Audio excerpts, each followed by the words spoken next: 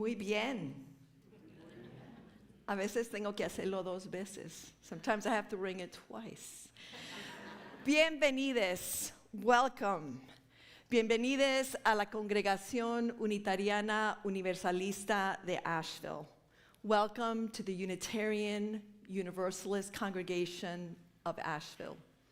Queremos que sepan, we want you to know, que aquí en el santuario o online, in the sanctuary, or online, because it would be en línea, and that sounds weird.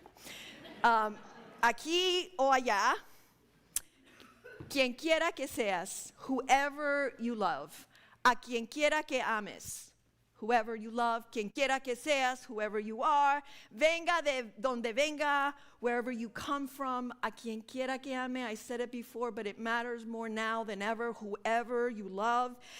Estés donde estés en el viaje de explorar quién eres, wherever you are on the journey of becoming who you are from little to adult.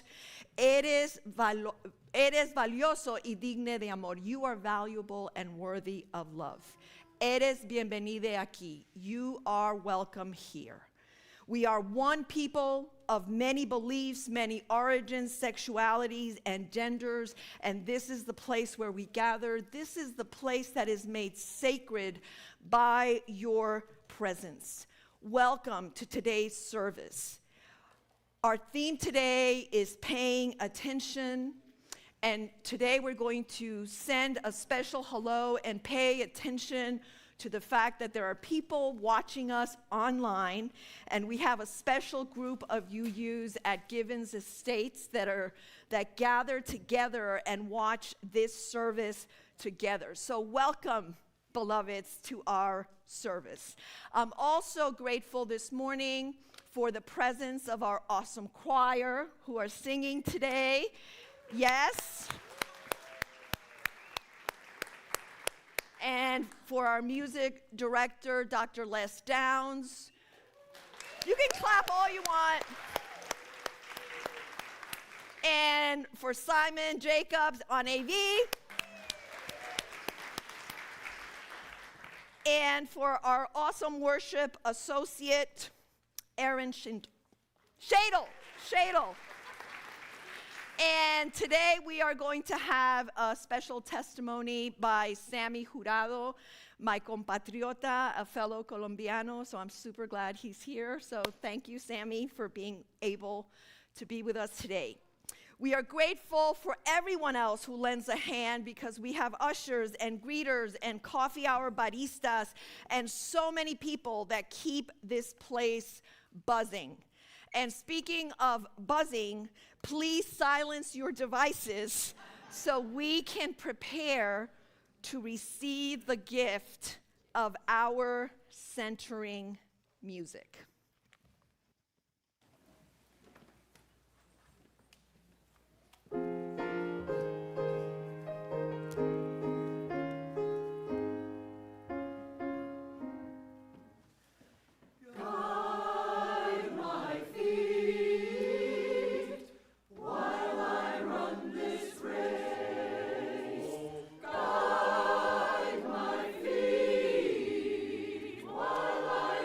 This race.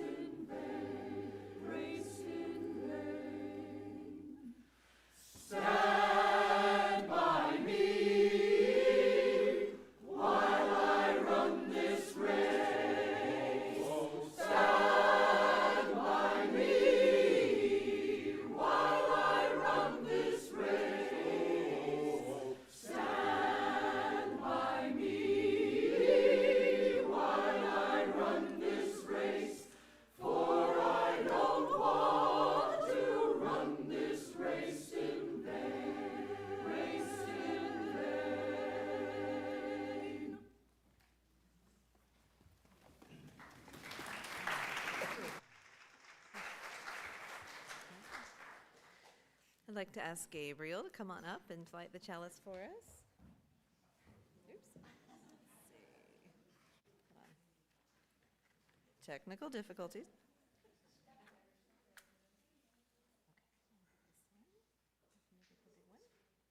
Nope, get the big one.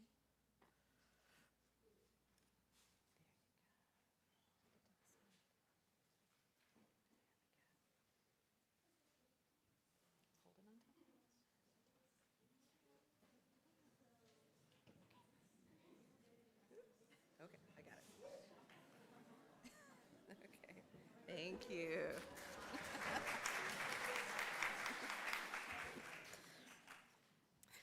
With this chalice, may we kindle the flame of our attention.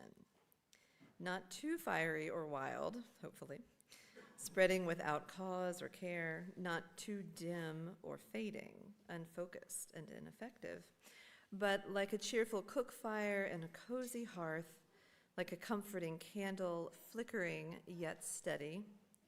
May our attention be befriended, directed, and sustained for the betterment of all humankind. And now, in honor of UU Asheville's 75th anniversary, we have a special candle lighting.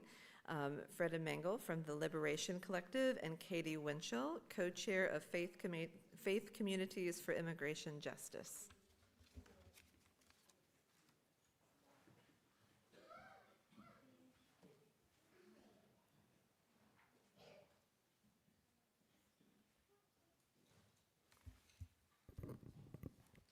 I should have practiced this. We light this candle to honor the UU Asheville congregation who voted in favor of becoming a sanctuary church in October 2017, and for the courageous individual who lived in sanctuary for 8 months. We also honor all of the lay people and UU Asheville ministers who have and still are supporting the work of immigration justice and anti-racism in our congregation over the years and presently.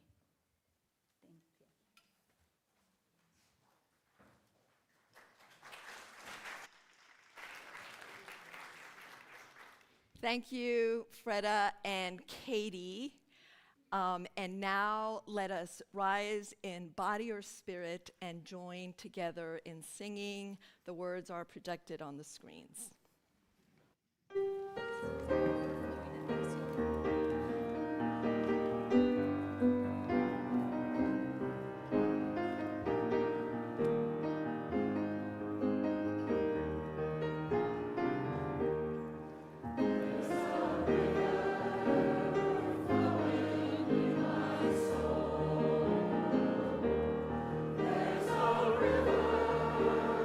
Flowing in my soul.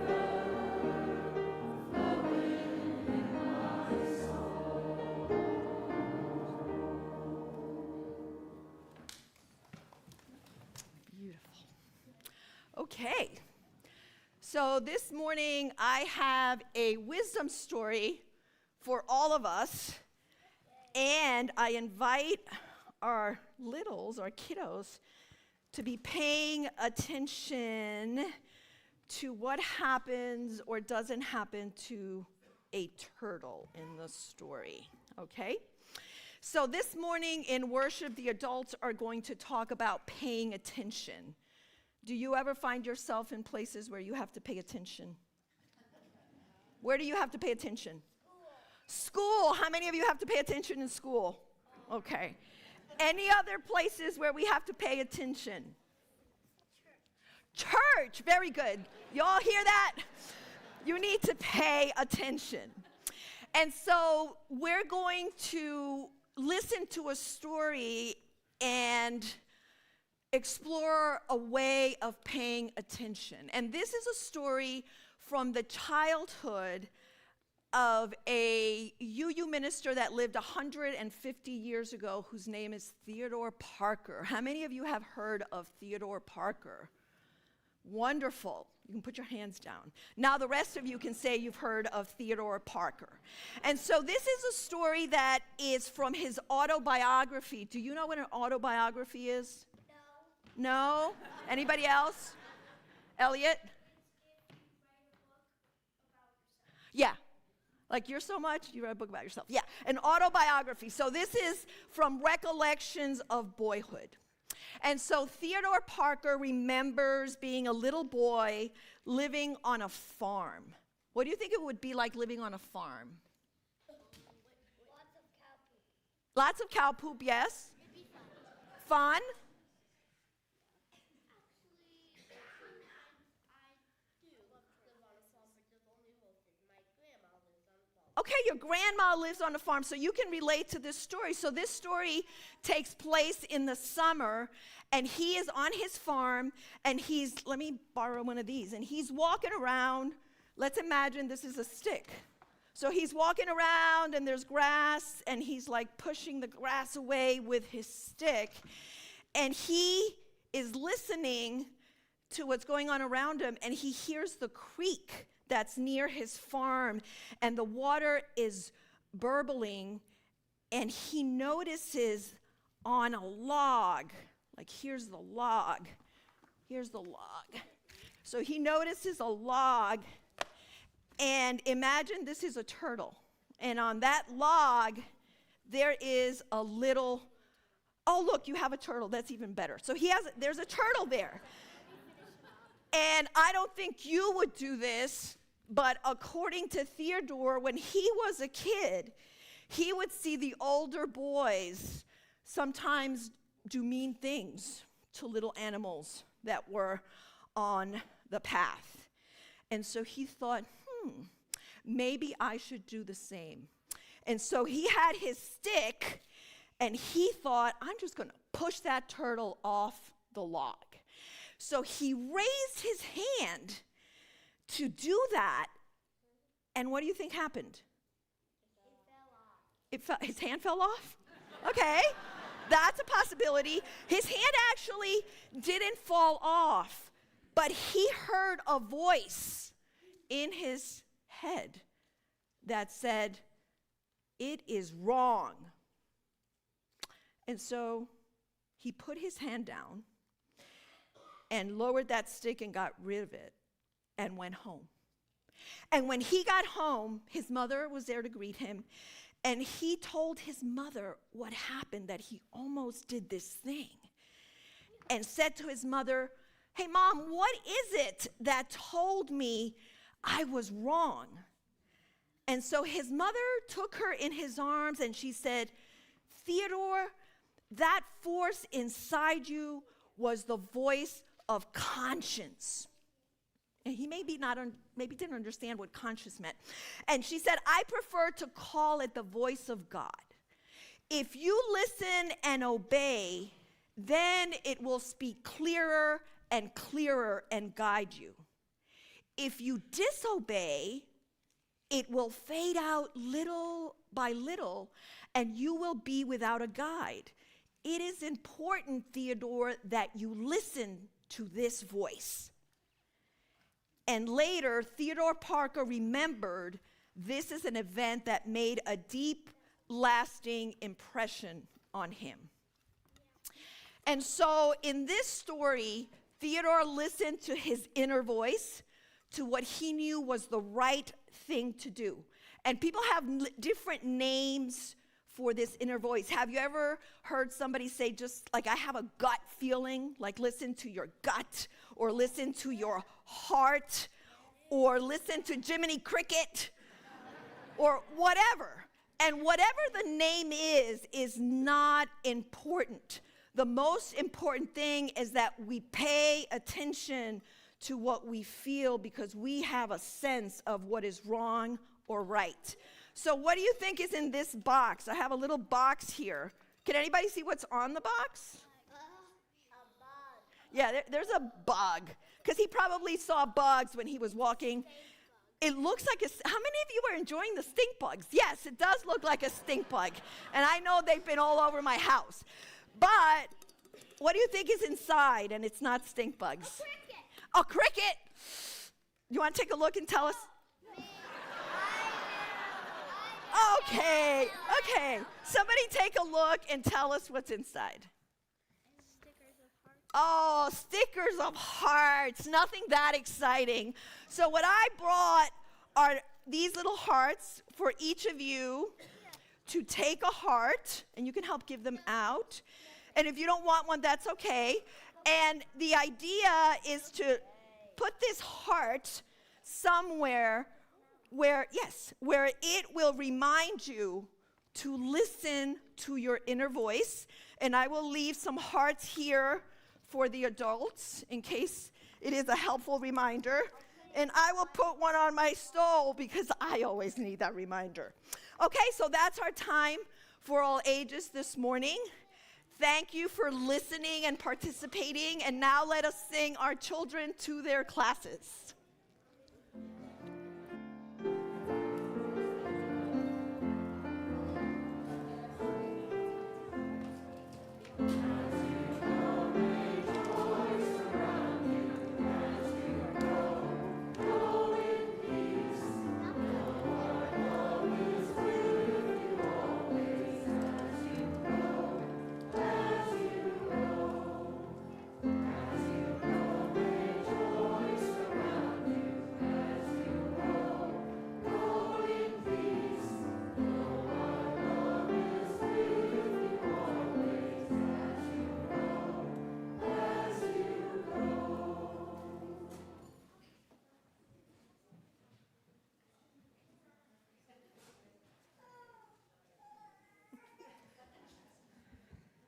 Isn't it fun watching this room just empty out when all of the kids go? I'm so amazed every time.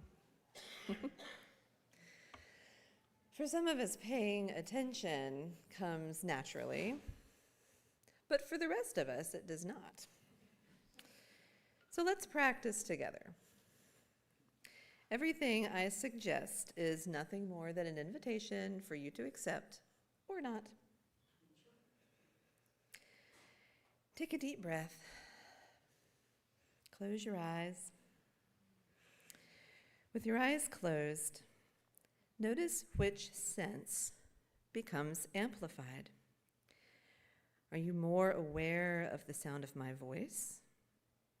Or maybe you're suddenly wishing you were a little warmer or a little cooler? Perhaps with your eyes closed, your thoughts become louder.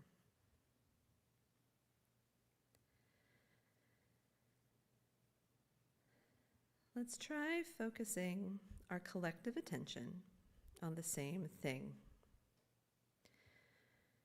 Gently open your eyes and notice the flowers in front of the pulpit here, right in front of me. Devote your full attention to taking in the colors, the shapes, imagining how they smell and how they would feel in your hand. With your full attention focused on something that you can only experience with one of your senses from where you are, notice how your brain fills in the gaps. You cannot actually smell the flowers from your seat, but you know what they smell like.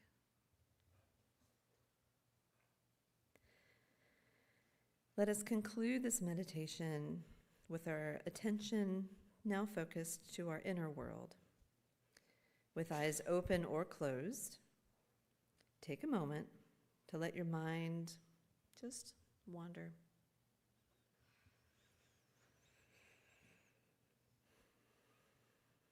Notice the thoughts that arise without interacting with them. Just allow them to be. Now catch a passing thought and hold it in your attention. Notice the emotion that it carries. Is this thought true? Is this thought helpful? Does it lift your spirits or weigh you down? If it is a thought you wish to keep, embrace it. And if it is a thought you wish to release, let it float into the air.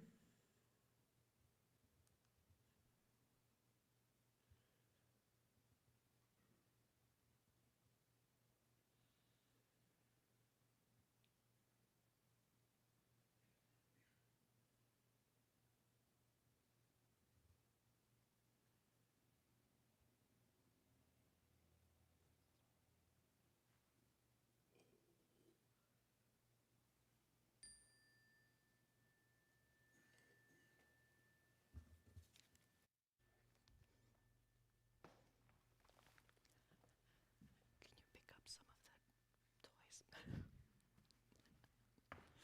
What a lovely problem to have that we have a lot of toys. But we want to be safe because every time we gather in the middle of our service, we make time not only for meditation and or prayer, but we make time for space. We make space to honor any joys or sorrows that you bring with you when we gather in the morning. So in honor of what we bring, we add salt to the water in our vessels to recognize that there is sadness in our lives and in the world. And we also add petals because alongside pain and grief and sadness and disappointment, there is also much beauty. So as part of our ritual, we invite you to walk along the sides of the sanctuary and gather a stone or take a stone and then place it in these vessels and return through the center of the sanctuary. And if anybody would like for us to put a stone in the water for you, raise your hand and we will do that. And if anybody needs a hug, because sometimes we need hugs, we are available to give hugs. Let our ritual begin.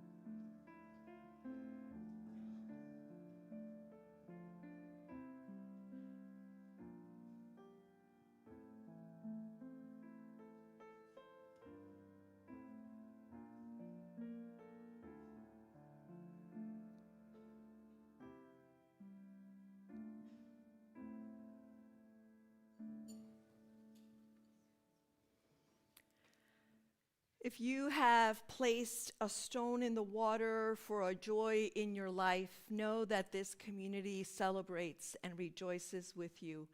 And if you have placed a stone for a sorrow that you hold, know that this community holds you in love and in care. We will add final stones for those at home, at Givens, and anywhere where they are viewing, and members of our community that are not here. May they know and may we know that together or apart, we are one community. And I am going to add a final stone for the person that we had in sanctuary here a while back, because she and her husband are sick at the moment. And we have some get well cards in Sandberg Hall at the round table, which we invite you to sign, whether you knew them or you know them or not. It doesn't matter. We're just sending them love and healing thoughts.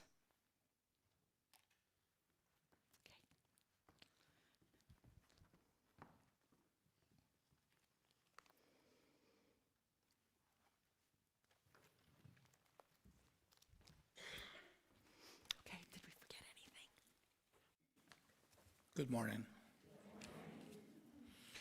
I grew up Catholic, raised in Colombia, a 90% Catholic country, so I had no choice. But I also grew skeptical and often cynical of the concept of church and organized religion. The more I read about Emperor Constantine and the making of the Bible, the Catholic Inquisition, the Christian Crusades, the Pilgrims, the Mayflower, and the burning of the witches, I began to see religion as a tool one often used to exercise power, to control, divide, rather than to unite. In 2024, my partner and I moved from Southwest Florida to the Asheville area. We didn't move, we escaped. We arrived in Weaverville shortly after Hurricane Helene. I had a business in Naples, so I was back and forth for almost a year. We didn't know a single soul in this little blue dot, but we were happy, very happy to be here. Hugh began attending UU Asheville regularly, and every time I was in town, I joined him. What surprised me the most about this place was how warm everybody was. Before the service even began, complete strangers asked our names and seemed really, truly want to know us. During the service, I sat there still wondering what I was doing in church again. But then someone struck a singing ball, everybody went silent, and she began to say, "No importa quién eres, no matter who you are, no importa de dónde vengas, no matter where you come from, you know how it goes with Reverend Claudia." Something clicked.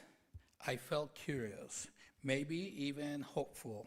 For the first time in a long while, I thought maybe I am in the right place and surrounded by like-minded people. Each Sunday felt like a blend of anthropology, political science, history, moral courage. It wasn't like any church I have ever known. But the real turning point came when Reverend Odette stood one morning here in front of the congregation and said, "Let's talk about God." Then she walked over there, and then she said, "No matter what your idea of God is." In that moment, it hit me. This wasn't about God. I consider myself a very spiritual person, so if this isn't about God, then what is this about? What about faith? Last month in my membership class, the answer came clearly. We as a Unitarian Universalists have faith in humanity, faith in our capacity for growth, faith in justice, faith in compassion, faith in one another. This is my story, and I suspect parts of it echo in many of yours. This is a vibrant, multi-generational multi-generational congregation committed to faith formation and to causes that really, truly matter to us. It offers practical ways to live what we preach.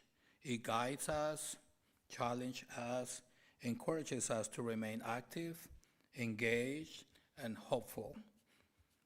This is our community now, and we will do everything in our power to preserve it. Thank you.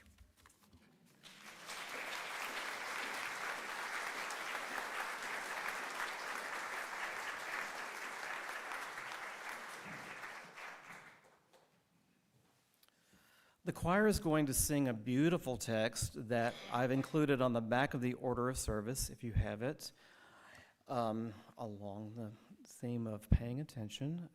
This talks about walking in nature and listening, which is something that I wish my neighbor who's always walking his dog and fiddling with his phone would do, because he misses everything. So this is The Silence Speaks.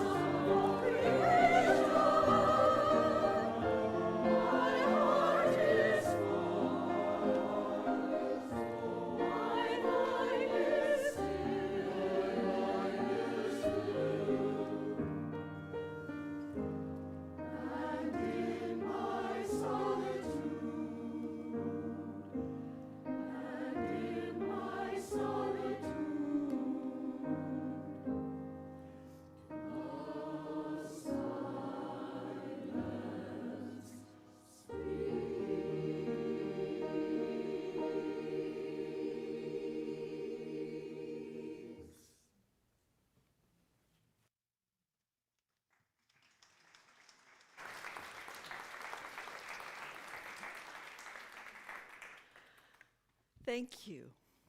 I think between the song and between Les's comment, I think I can just not have a sermon today. Thank you so much, Les, for always knowing what kind of music we need, even though we don't always necessarily give the details of what's going on in the sermon. So we can approach the theme of paying attention from different angles. We listened to our wisdom story talking about paying attention to our inner voice. We had Sammy share his story and a reminder of how important it is to be present and pay attention to each other's stories. If you look around this room and pay attention, who do you know? Who have you yet to know? How can you get to know them? That is part of paying attention. And when we pay attention to our inner voice, it is important to recognize that that inner voice is guided by our socialization, by our life experiences, and our values, among other things. And as Unitarian Universalists, our tradition invites us to center reason, the sacred, however we define it, and values. And those values are values of justice, of equity, of transformation, of pluralism, of interdependence, of generosity. How do these values guide the way that we are in the world? Our inner voice is important in helping us to use those values, through that lens of those values, make not only moral decisions, but also navigate the daily tasks, experiences, and encounters that fill our days.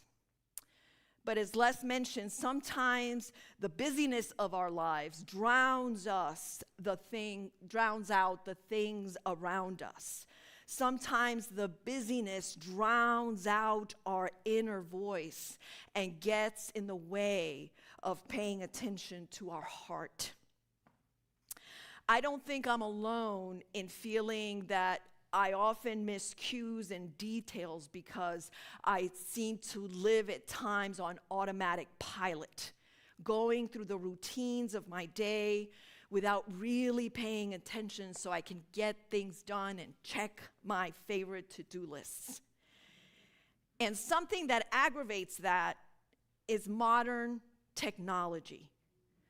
We often, if you think about it, we often rely on texts or emails to communicate with each other instead of making the time, because we're so busy, to have a conversation, to witness somebody's body language and facial expressions, and be present to what is behind the words that they are saying. And as much as technology seems to connect us, right? Our friends at home that are viewing us from home that cannot be here are benefiting from technology, right? We are benefiting from it. And it can also be problematic and distance us from each other. I recently heard about the month online challenge the month offline challenge. Woo! It's like, yeah, you're talking about it and you're telling us to do more of it. No, it's called the month offline challenge, and it invites interested and interesting people to try a dumb phone for 30 days. Participants join a cohort, and they have weekly meetups that offer mutual encouragement, opportunities to socialize, and to share how the challenge is going. These groups have been organized in Washington, D.C. and New York City, and I'm sure there are groups in other places.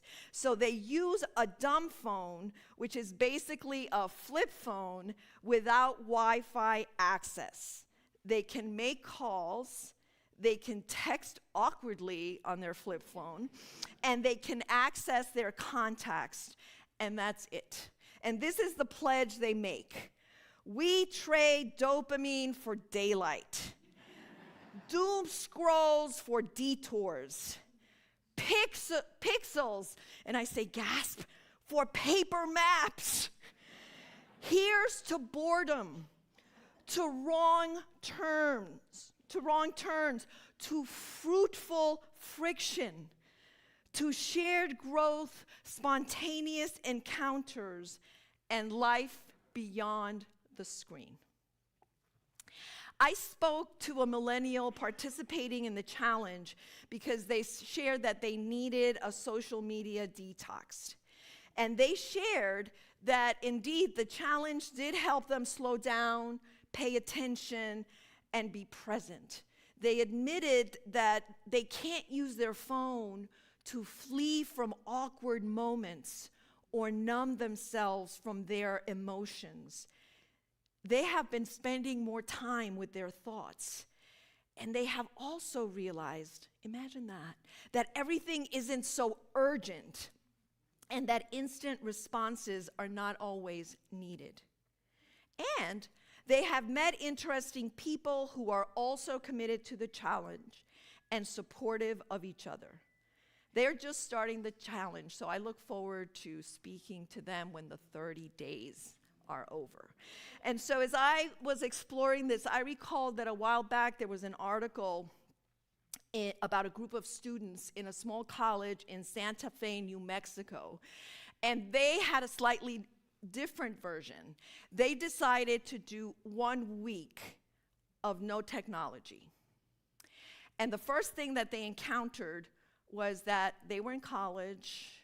They needed their computers to write papers and do research. So that really wasn't going to work. So they modified it, and they decided that they could use computers in the library.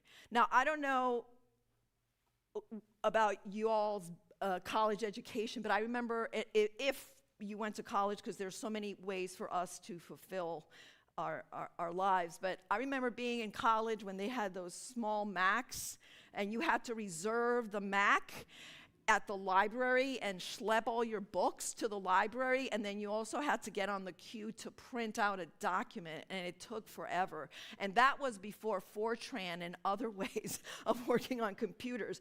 So for them, this was a big challenge, and being off their cell phones was also a challenge because some of the laundry machines on campus are powered by apps on the cell phone. And so that got a little bit problematic. So they realized that it wasn't an all or this, yes or no scenario, right? That for them, they felt at the end of this week that what they really needed was a healthier relationship with their technology. And so as I considered these stories, really this sermon is for me because I end up with so much time. I get distracted by my phone, and I read this and I thought, it's not just millennials, it's not just our children, because even in our schools, there are 25 states in the United States that have bell-to-bell bans on cell phones and smartwatches and things of that nature in the schools. And New York City, for example, is just implementing that bell-to-bell policy this year in their 700, New York State 700 school districts.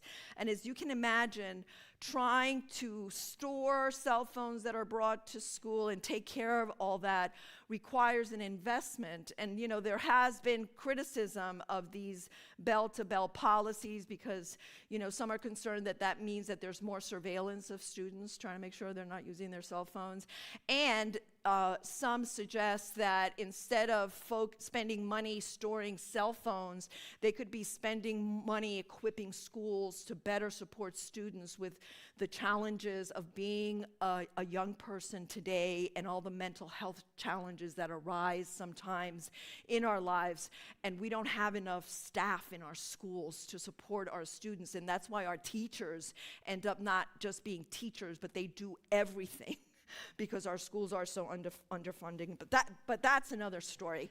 Anyway, so all of that to say that this issue affects all of us. I mean, there was an article in the newspaper recently where I only saw the title because I just was like, no more, where they're talking about kindergartners using tablets and things like that. And so this is a real thing in our society. And so really the question for us this morning is, what is our relationship with modern technology, specifically digital technology? How does it deepen connection, and how does it support quality of life? And how does it not, right? Because it's a both and. And how can we each figure out in our lives, for our families, our relationships, our being in the world, how we can take back control of our attention and use that technology in ways that are life affirming. So this month, as we explore the theme of paying attention, I invite you to continue thinking about that. Maybe you need a break. And when I say that, I'm not saying that I advocate placing our head in the sand, but really to allow ourselves to be present to our feelings and other aspects of our lives where joy and beauty can surface. We live in a city with access to many hiking trails and opportunities to, as the hymn said this morning, to walk humbly in the wilderness, to witness creation, and to allow our mind to still so we can listen to our inner voice. In the face of stressful news and illegal war that makes us fear for the future, it is important to remember that there are many good things and good people in our lives. Writer and theologian Diana Butler Bass calls it an invitation to the normalcy of resilience, to consider how everyday life, lived with intention and attention, informed by but not afraid of the news, grounded in gratitude, faith, and love, is our strongest force for goodness against authoritarianism. So may we move forward this coming week being mindful of our inner voice, mindful of what we let in and spend our time on.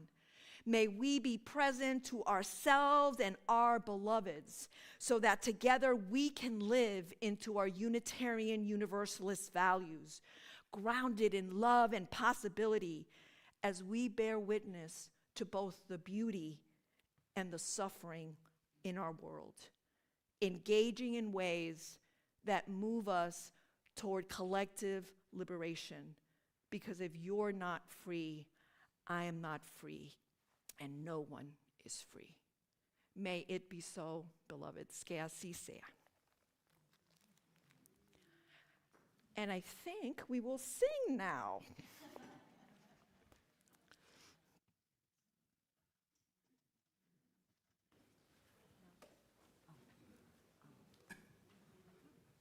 Please rise in body or spirit.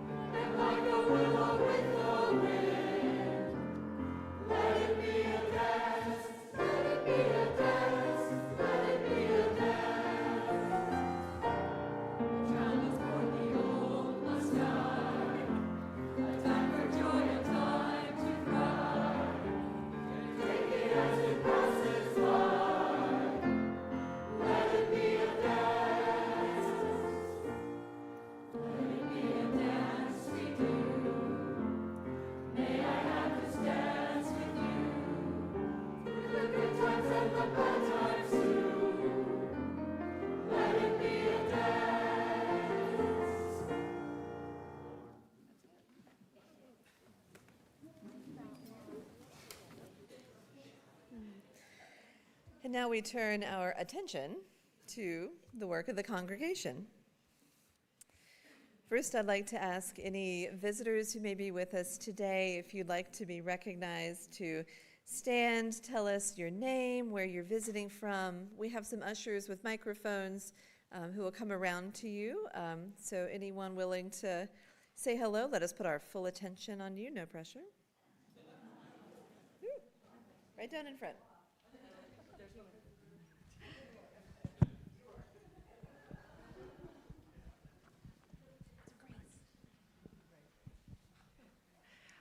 She said, I'm very brave. I was raised UU. Of course I'm brave. I'm visiting from the Unitarian Universalist Fellowship of Vero Beach, where Claudia was our lovely RE director. It was my husband's suggestion. He's like, we should go to one of the churches while we're in North Carolina. And we brought our boys, and thank you for hosting us. Welcome. Hi, I'm Elizabeth Town, and I'm visiting from UU Westport, Connecticut. And I started going there because I had been going here from time to time with my daughter, Samantha. And I liked it so much that I found a fellowship up in Connecticut where I really live. So thank you. Thank you. Is it on? Hello, I am Honey Townend, and I'm here with my friends from the Unitarian Universalist Church of Delaware County in Media, Pennsylvania. And we're here today, she wants to take the microphone back. We're here today visiting our friend Jody, who is a part of your congregation, and we're so happy that she brought us here today. Thank you. Welcome. Hi, my name's Avery. This is my first time coming to a UU, and I have McKenna to thank for bringing me here today. And I'm from Buffalo, New York. Thank you for welcoming me to this space.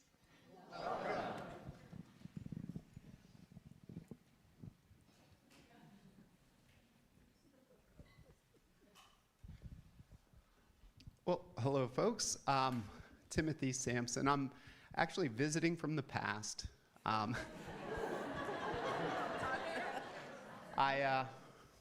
have been a member here, but I'm in the process of changing my name, my last name, to my middle name, which is Sampson, and just figured I'd take a moment to reintroduce myself.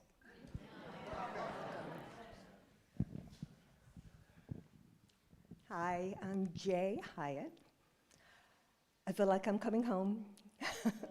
My first experience of UU Church was in Columbia, South Carolina in 1973 or 4, after having been raised in Pickens, fundamentalist, very fundamentalist Baptist. And that was like coming home too. And anyway, I'm coming back here from having been a member of the Black Mountain Church, UUCSV, for many years. I'd moved there, I've moved back here, I kept going there, and now I'm here. And I dance with Claudia whenever I can. Welcome. Thank you. Okay, any last takers? All right, thank you. What a wonderful group. So glad you're here. We look forward to getting to know you during coffee hour after the service, right across the hall here. And feel free to speak with our connections coordinator, Trevor. He's either here, he's out of town. Okay, gotcha. Trevor in spirit. Therefore, we will all be your connections coordinators today. So, woohoo. Fantastic. All right, our announcements run as slides at the beginning of the service. If you missed them, please refer to Thursday's weekly e-news. Everything is described there. If you don't receive the e-news, email us at information@uuasheville.org, and Lauren can help. We have 2 announcements. Joe Peno is going to start us out with those with a very brief announcement. Where are my running pants so I can get here quick? I'm asking you, as you know, the fundraising team has AGT auditions coming up. Asheville's Got Talent. We need your help to get the word out. Grab a flyer on the way out, take it to your kids or grandkids' dance lessons, wherever you need to take it. We need people to audition. Thank you. Thank you. And I'd like to invite Sammy up, who's going to wear a slightly different hat and speak to us again. This is more logistic. During the month of March is our annual budget drive, so you will see folks like myself and others talking about it during the worship service and our e-news at the table at Sandberg Hall. Quick thing about pledging. What pledging is when someone tells us what they plan to give for the upcoming church year, which starts on July 1st, and how often they plan to pay towards that pledge later. March is where we ask everybody to provide a financial pledge for the upcoming church year. That is happening now. Anyone can make a pledge, and we are asking for all pledges by March 27. So that means you decide how often or how much you were going to give to the church, but that is going to start happening in July. 3 ways to pledge. 1, talk to someone at the ABD team in Sandberg Hall. Going to our website, uuasheville.org, give, and use the pledge button. Or if you received on the mail or online a pledge packet, you can mail it back to us or just bring it to us at the office. March 29 is our Inspiration Sunday, which marks the formal close of our annual budget drive. In our worship service that day, we will share back the pledge totals with you guys, celebrate the roots of love in our community, and look forward to growing in hope. Thank you.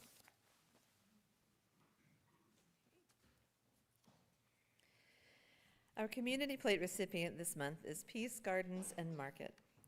You can donate by check, but be sure to write community plate in the memo line. You can also donate online. The work and ministries of this congregation are entirely supported by the generosity of members and friends. We celebrate your generosity each Sunday with music and thanks. You make us possible, and we give thanks for you. The offering will now be greatly collected.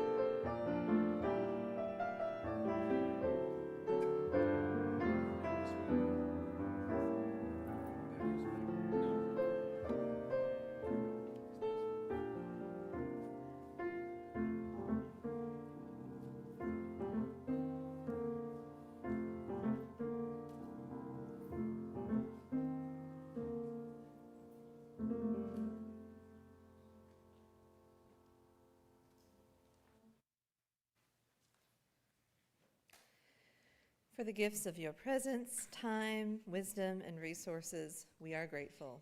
We are also especially grateful for Dr. Les Downs and his phenomenal piano skills, and for the choir for all that they bring to us.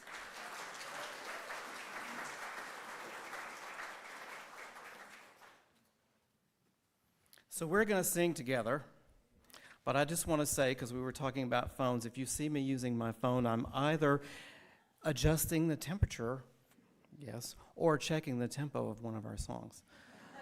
So we're going to sing verses 3 and 4 of Joy in the Morning. We've learned this hymn several weeks ago. The words will be on the screens. Please rise in body or spirit. I'm going to play it through just to remind you how it goes.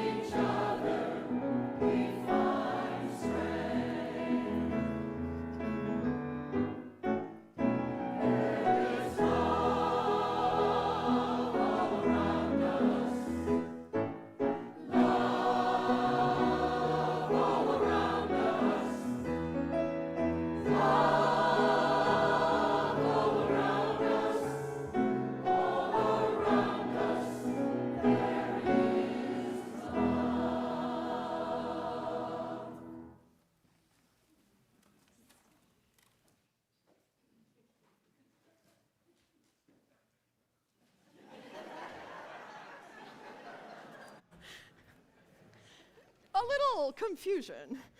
I think I'm paying too much attention. Okay. So thank you, choir. Are you still on? Is that the confusion part? Okay. We're going to do Long Time Son? Oh. You all knew that. Okay. So as we prepare to sing, as we prepare to sing, I'm going to offer us a spoken benediction, and then we will all sing together. And this Longtime Son, as you know, as Marianne Somerville taught me, raise your hand, Marianne. This is a blessing, so look at each other and bless each other as we go. So as you leave this space, which has been made sacred by your presence, may you practice the art of truly noticing yourself with honesty, others with compassion, and the world with clear eyes. Remember that attention is love made deliberate. So go with courage to look closely, to stay present, to let what you witness reshape you as well as the world. And these are the words of Reverend Michelle Collins. And now let us sing.